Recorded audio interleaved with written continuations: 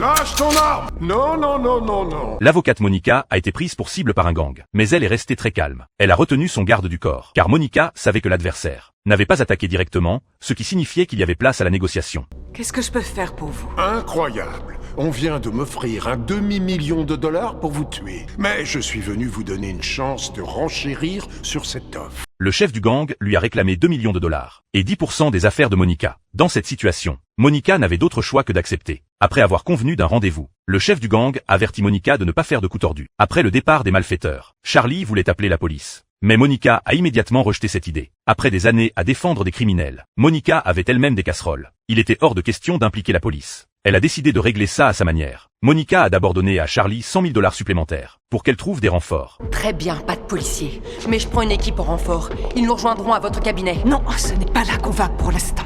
Et on va où? Puis elle a contacté directement Chris, un gros bonnet du blanchiment d'argent local. Elle voulait le payer pour éliminer les malfaiteurs. Merci, mais j'ai déjà une quantité astronomique d'argent. Oui, vous êtes riche, mais je vais faire de vous un homme richissime.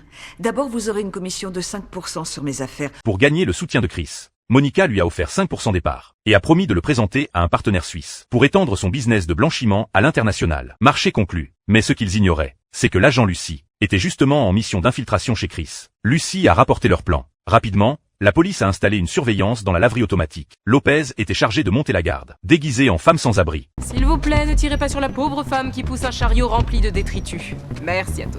Cette opération était très risquée. Le nombre de suspects était inconnu, et c'était justement l'heure de la sortie des classes. Il devait être extrêmement prudent. Lopez a vite repéré une cible suspecte. Elle a immédiatement signalé sa tenue vestimentaire. Tim a ordonné à l'équipe d'arrestation d'entrer discrètement, ne pas agir précipitamment. Mais à ce moment-là, le suspect s'est soudainement arrêté pour passer un appel. Il semblait avoir senti quelque chose. Une fois l'appel connecté, une camionnette est sortie et s'est garée devant la porte arrière de la laverie. Ça s'annonçait comme un combat à mort. Lopez était alors en état d'alerte maximale. Elle mettait constamment à jour les mouvements de la cible. 5 mètres, pas d'armes visibles. Il y a des gamins entre eux et nous. Ah!